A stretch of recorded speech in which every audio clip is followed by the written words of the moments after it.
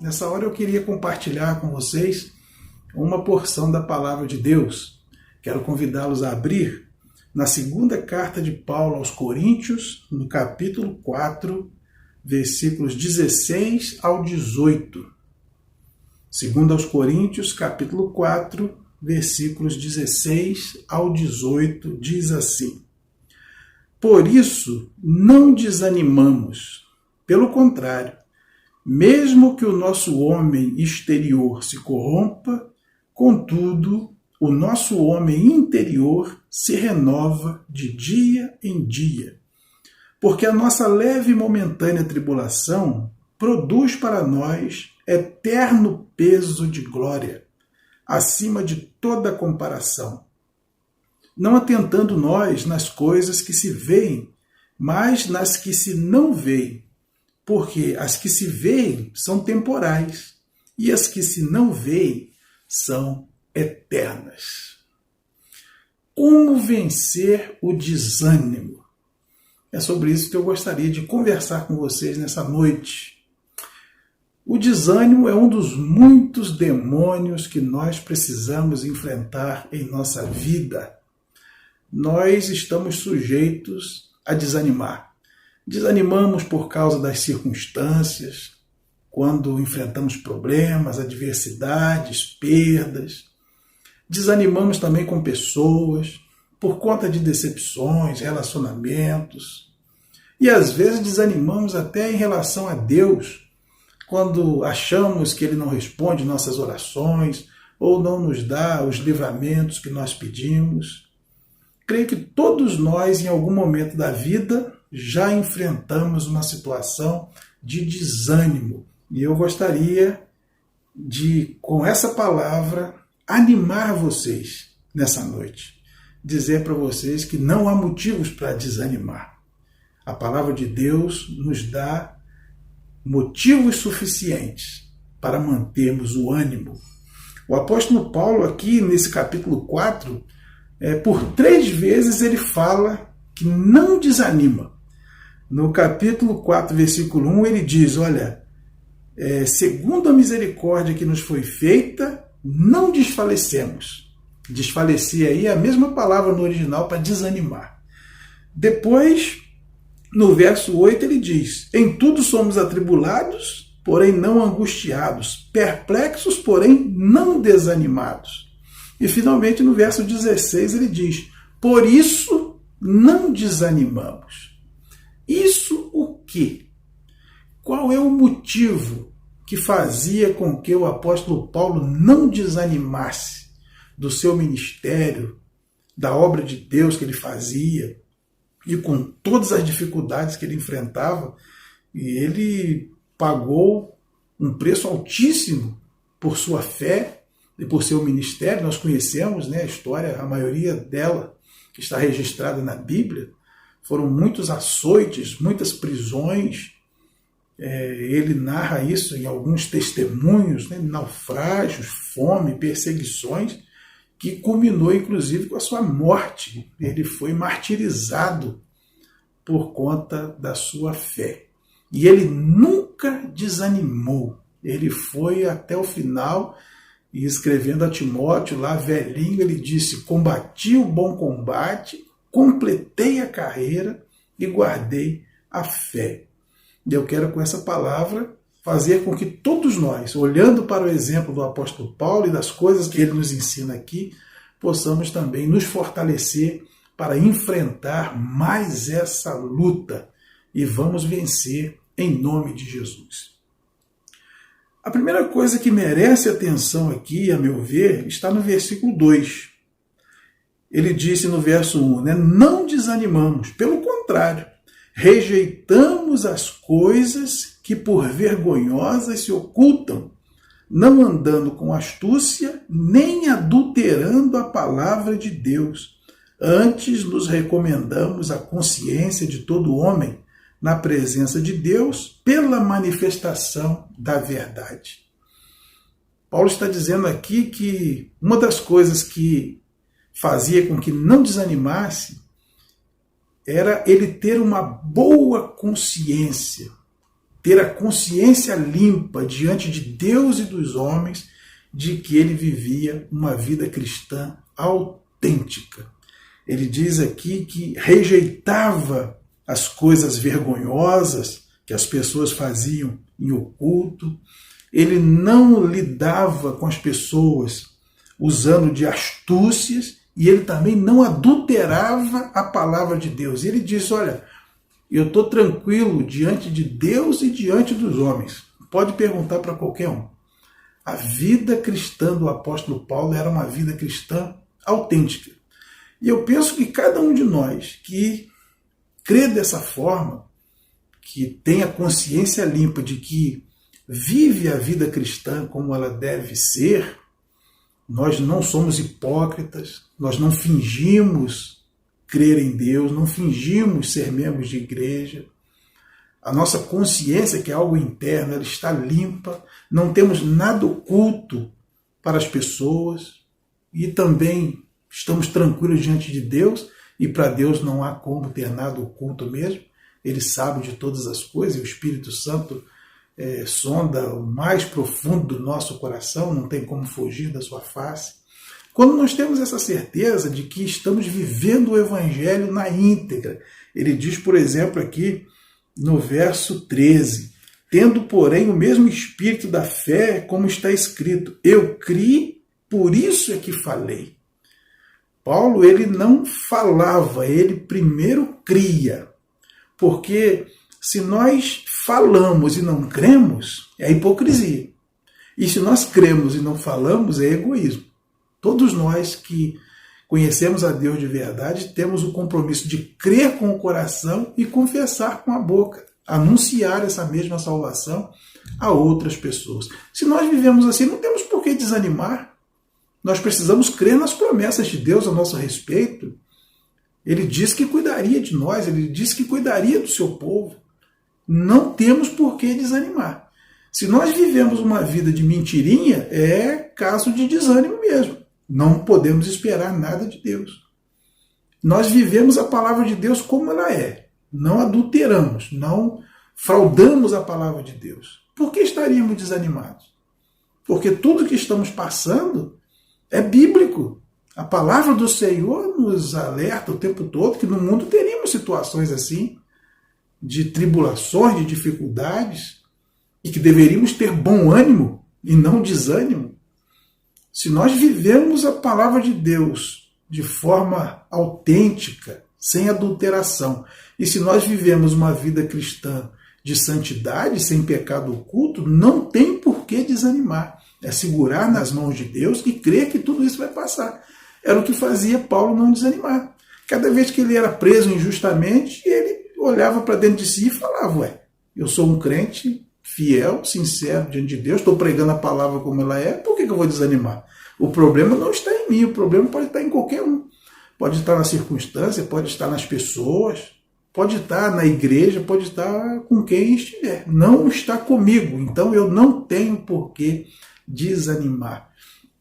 Então, uma vida cristã autêntica, vivida à luz da palavra de Deus, como ela é, faz com que a gente não desanime, ao contrário, faz com que a gente tenha bom ânimo para enfrentar essas tribulações e vencer.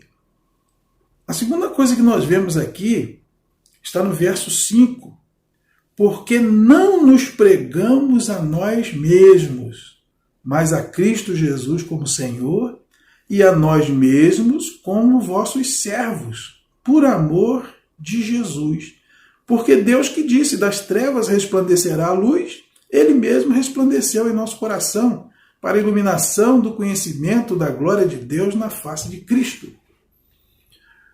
Paulo não desanimava porque ele pregava a Cristo. E ele mesmo disse a Timóteo, numa situação em que ele estava algemado, encarcerado, ele disse, eu estou algemado, mas a palavra do Senhor não está algemada. Ele reconhecia que ele não era o centro da pregação nem do Evangelho, era Cristo. Se eu ficar olhando para mim como sendo o centro das atenções, o centro do universo, a tendência é que eu vá desanimar. Mas eu não sou a questão.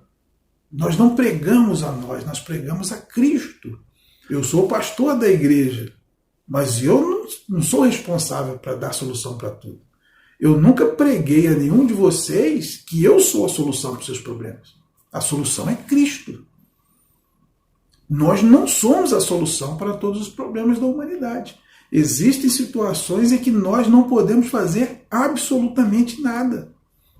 Se nós pregamos a Cristo, que só Ele é a solução, só Ele salva, só Ele deve ser adorado e exaltado, por que nós ficaríamos desanimados diante de uma perseguição, de uma enfermidade, de uma perda, de uma decepção, de uma tristeza? Nós só desanimamos porque nos colocamos no centro das questões que envolvem a igreja, o evangelho. Infelizmente, nós seres humanos somos egocêntricos. Achamos que o mundo gira em torno de nós e queremos que Deus também orbite em torno de nós para fazer nossas vontades e resolver nossos problemas. E não é assim que funciona. Se nós colocarmos Cristo no centro, nós também recobraremos o ânimo. E Paulo diz, para mim, o viver é Cristo e o morrer é lucro. Nossas vidas estão nas mãos de Deus. E acontecerá conosco exatamente aquilo que Deus quiser que aconteça a nosso respeito. Porque nenhum dos planos de Deus a nosso respeito cairão por terra. Então não desanime. Tende bom ânimo. Vamos pregar a Cristo e crer que Ele é a solução para isso também. Em terceiro lugar, nós lemos aí no versículo 7, versículos 7, 8 e 9. Temos, porém, este tesouro em vasos de barro, para que a excelência do poder seja de Deus e não de nós. Em tudo somos atribulados, porém não angustiados, perplexos, porém não desanimados, perseguidos, porém não desamparados, abatidos, porém não destruídos. Nós precisamos reconhecer as nossas limitações e reconhecer também aquilo que Deus pode fazer em nós. Todos nós temos um tesouro. Aqueles que já se arrependeram dos seus pecados e reconheceram a Cristo como Senhor e Salvador, são habitação de Deus em espírito. Nós temos o Espírito de Deus habitando em nós. Esse é o tesouro. Nós temos uma nova vida, a vida eterna, a presença de Deus.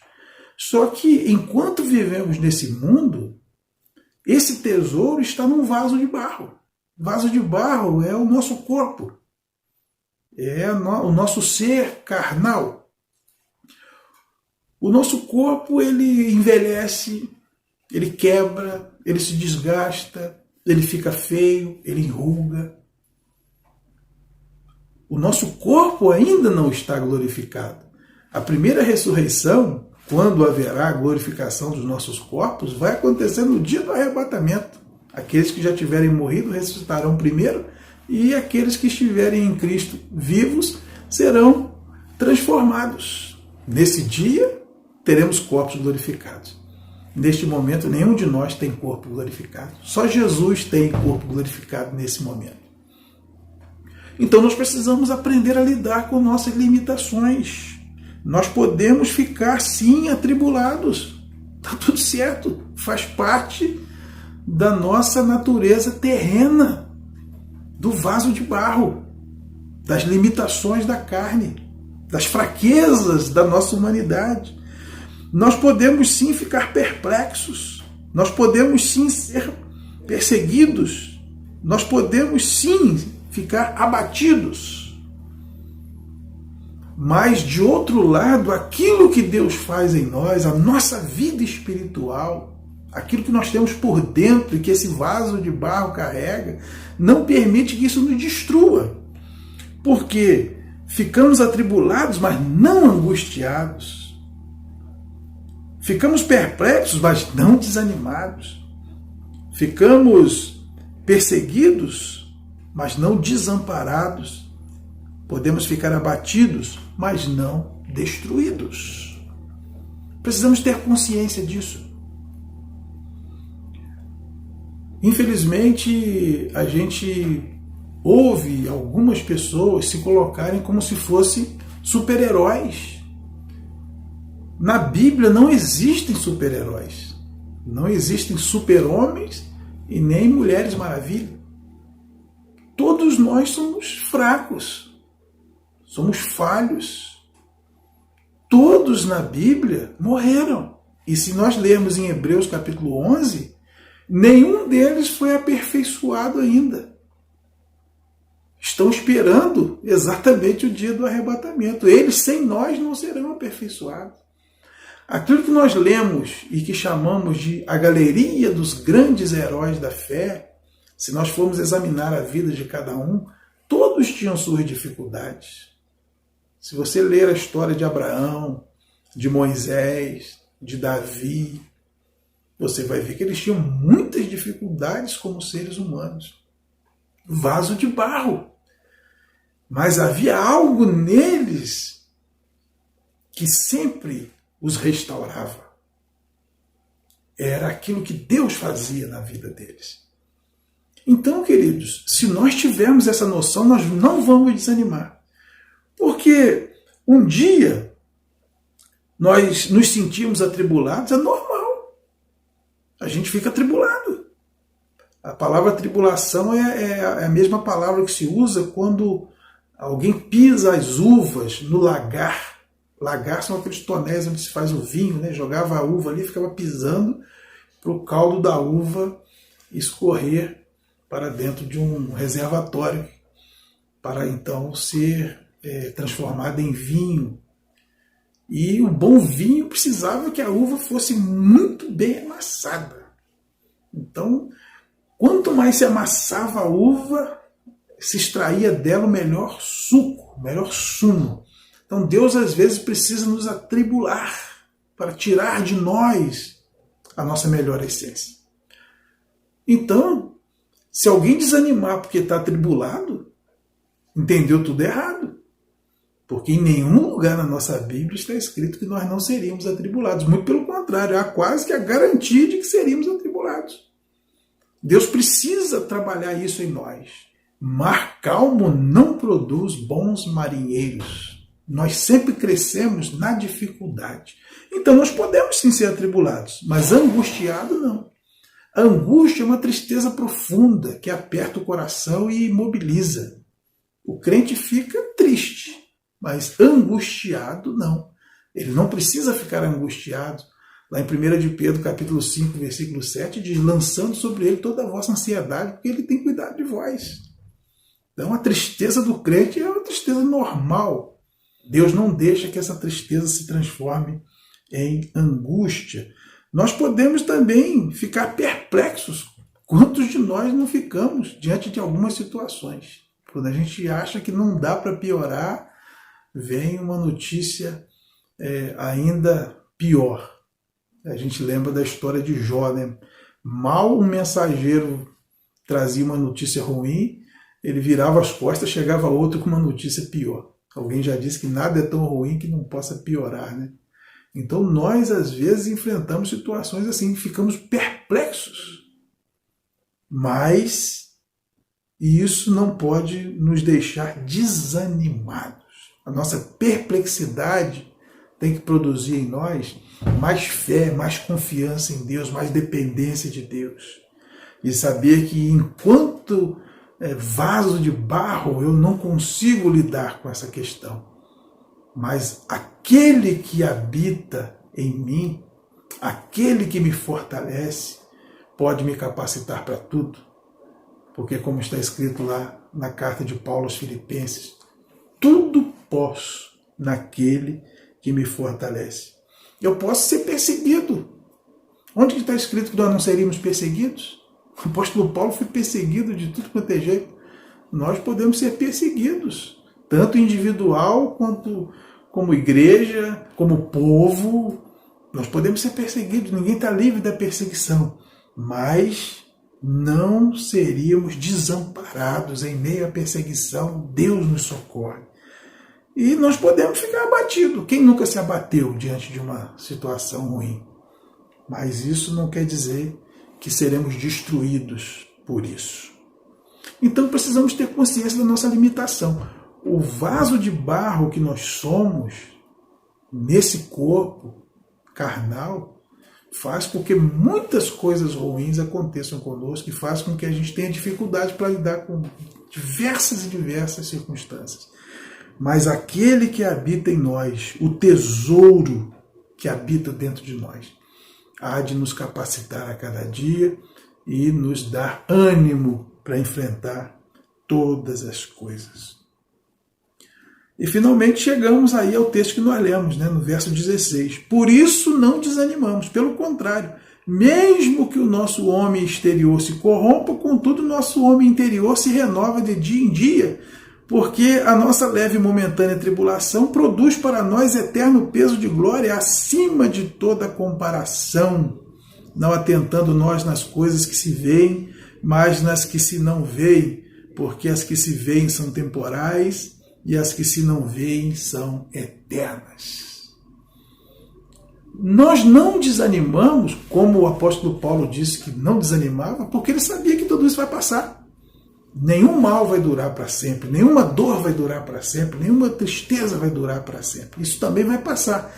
E se nós nos portarmos como a palavra de Deus nos ensina, essa tribulação, que comparada à eternidade é leve e momentânea, vai produzir em nós um peso de glória. Vai fazer de nós pessoas melhores, vai nos capacitar e nos gabaritar a entrar na presença de Deus depois da morte e vivermos com Ele para sempre. Então nós precisamos olhar para isso com um olhar espiritual. Verso 18 diz, não atentando nas coisas que se veem, mas da que não se vê. Será que nós só temos olhos para isso que está acontecendo? Será que nós não temos olhos espirituais para enxergar além disso? Conseguir enxergar coisas eternas por trás de tudo isso que está acontecendo? De que, de fato, se a Bíblia diz que Deus fará com que todas as coisas cooperem para o nosso bem, Ele fará isso também. Deus está com todo o seu povo. Aquele que nos formou no ventre da nossa mãe, do nada, da sementinha do pai à sementinha da mãe, e nos trouxe até aqui. Se todos nós olharmos para trás, veremos tudo que Deus já fez por nós. Ele vai nos livrar disso também. Consiga, tente, enxergue isso com olhos espirituais. Não se detenha a ver só as coisas ruins que estão diante dos teus olhos.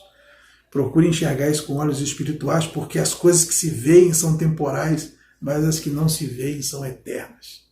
Deus pode usar tudo isso para fortalecer a tua vida e fazer de você uma pessoa melhor. Que Deus te abençoe em nome de Jesus.